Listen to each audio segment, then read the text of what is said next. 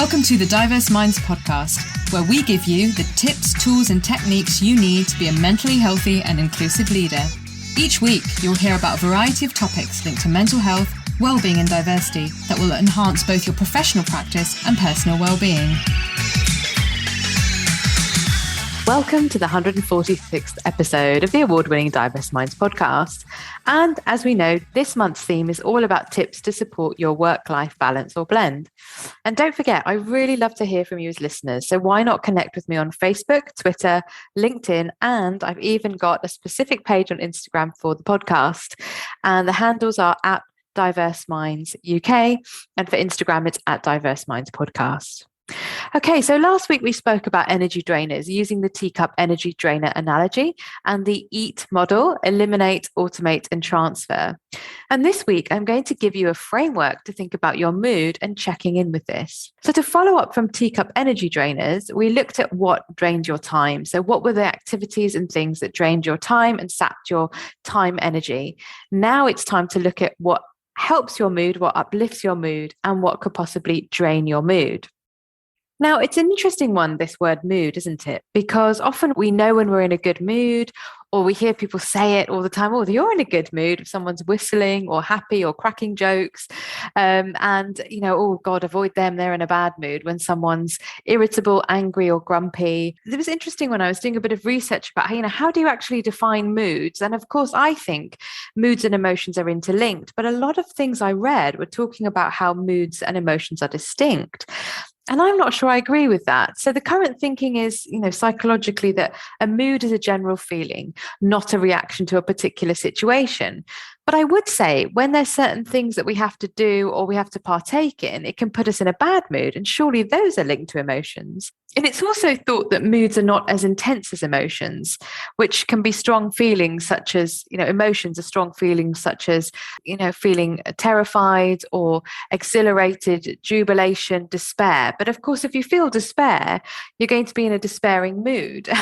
But what is interesting is you may not be consciously aware that you're in a good or bad mood until maybe you reflect on your response to situations. But again, I would say we can't always read our emotions. We might be reacting in a certain way. Our emotions are encouraging us to behave in a certain way, but we may not know what those emotions are, as in what exactly we're feeling.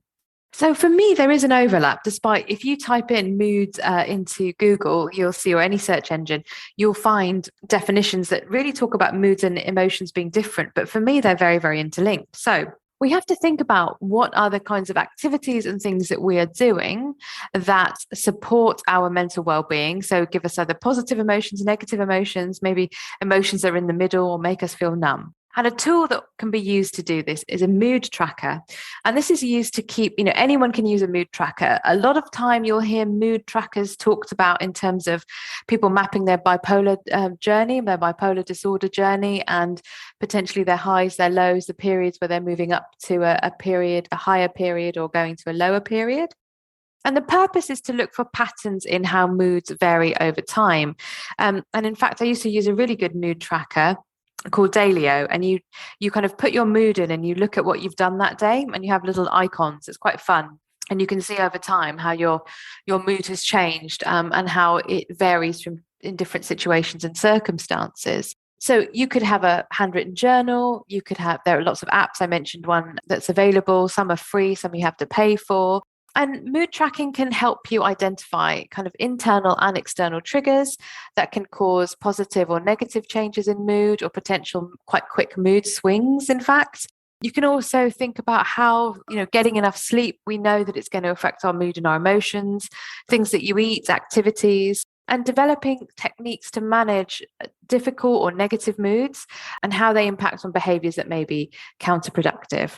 So I really hope you're enjoying the content of this podcast and you want to keep up to date with my work. Then why not join my bi-monthly newsletter?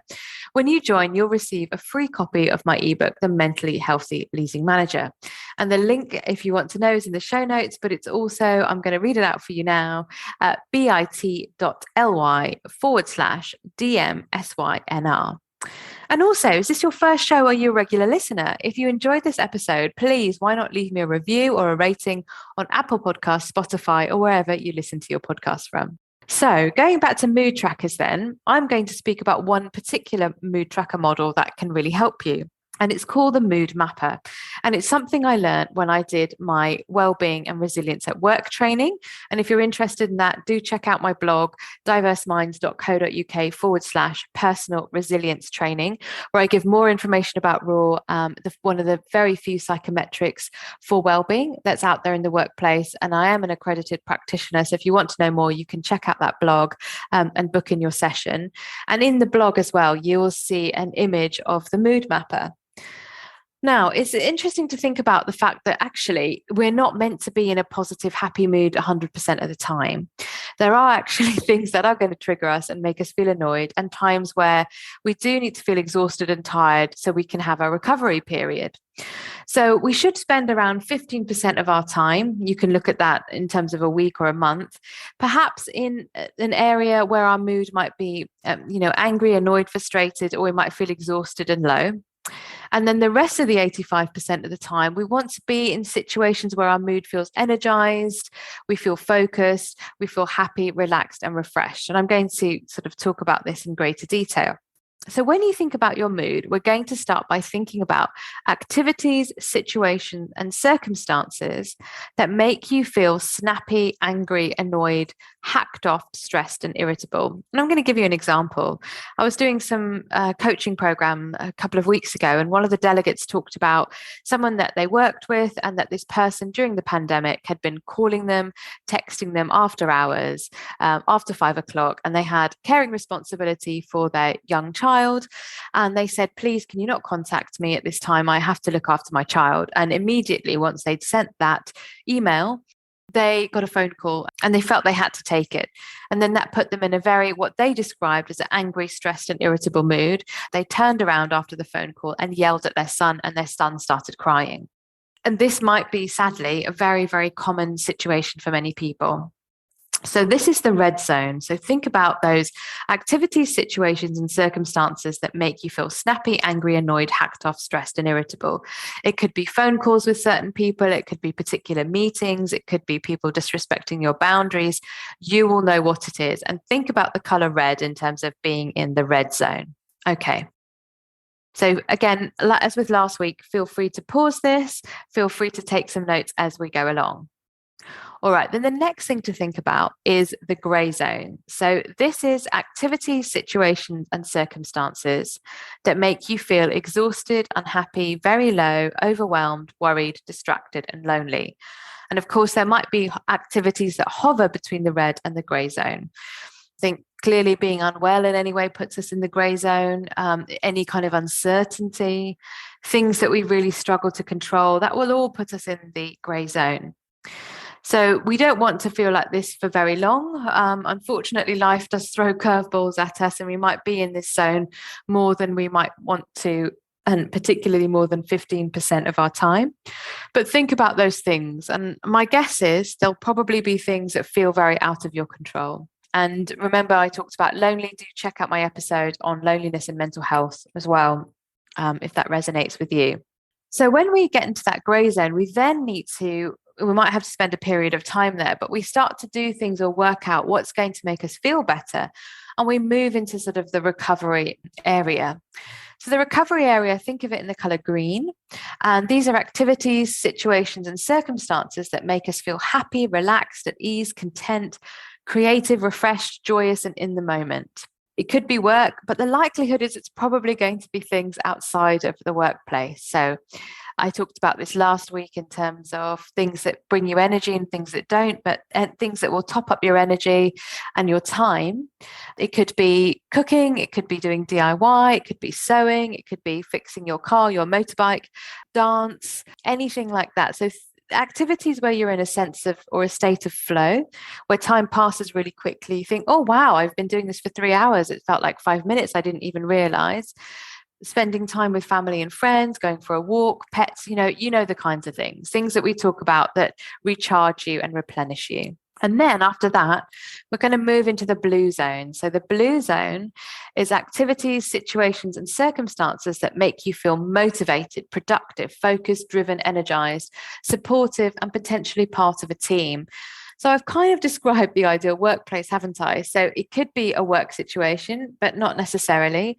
It could be volunteering, for example. That really makes people feel part of a team. It could be working with particular collaborators. It could be with your family. It could be organizing a family party. Think of those things. And then what I'd like you to do is look at the activities that you've put onto the red zone, the grey zone, the green zone, and the blue zone. And consider, oh gosh, I'm doing a lot in the red zone and it's no wonder my mood's a particular way. Or, oh wow, I've got lots in the blue zone, but not very much in the green zone. So have a look and think about, what does that actually tell you? And again, feel free to pause the audio so you can do that. And I'll just recap once more. So the red zone, activities, situations, and circumstances, what we often associate with the color red, that make you feel snappy, angry, annoyed, hacked off, irritable, and stressed. Then the grey zone, activities, situations, and circumstances that make you feel exhausted, unhappy, low, overwhelmed, worried, distracted, and lonely. Then we've got the recovery zone, the green zone. Those are activities, situations, and circumstances that make you feel content, happy, relaxed, at ease, creative, refreshed, joyous, and present in the moment. And then we have the blue zone, activities, situations, and circumstances that make you feel motivated, productive, focused, driven, energized, supportive, and part of a team. And that could be any kind of team. It doesn't have to be a traditional workplace. So have a look at that, see what are the activities, situations, and circumstances going on in those 4 areas, and then where you're spending most of your time. And perhaps that will give you a sense of what's going on while your mood's a particular way. So that is the summary of the mood check-in. And remember that, the things we've talked about, I've highlighted actually that there seems to be a distinguishing in the psychological world between mood and emotions, but I think in the non-psychological world, they seem very interlinked. There'll be things that we do that put us in certain mood categories. We've walked through those. You're looking at your own mood check-in map. And think about the activities you might like to do to help you in a particular area of your mood check-in map. Maybe you spend too much time in the grey. Could you think about activities for the green zone? Perhaps you're too much in the red zone, or you're on the border and you want to move back into the blue zone. So have a think about that. And I really hope you found this podcast useful. And this is actually one of the tools from my Mentally Healthy Professional course. And on the course, it's broken up into 4 modules, looking at your work-life balance. And the link is diverseminds.thinkific, that's THINKIFIC.com/courses/the mentally healthy professional if you want to know more. And it's £57 for a year access to the course, and it's 4 simple modules. And I always say it's a work-life balance blend course for people who are too busy. So it's accessible and straightforward. And also don't forget, what are the other topics you'd like to talk to me about? I'd really love to hear from you. So you can leave me an anonymous voice note on my SpeakPipe. The link is in the show notes, but I will give it to you now. It's bit.ly/SPKPDMP. Or remember, you can always contact me on social media as well. And the resources I've mentioned are the Personal Resilience Training blog and episode 39, Resilience and Mental Health, which is in fact my all-time most popular episode with well over 1,500 downloads. So please, I hope that was helpful. As always, I love to hear from you. Don't forget, mapping our moods is really important. And I'll see you on next week's show for more work-life blend tips. Until then, take care. Thanks for listening to the Diverse Minds podcast. Don't forget to subscribe on Apple Podcasts, Spotify, or wherever you access your podcasts from. You can also connect with me on Facebook, Twitter, and LinkedIn. Tune into next week's episode of the podcast, where I'll bring you more insights on mental health and inclusion. Bye for now.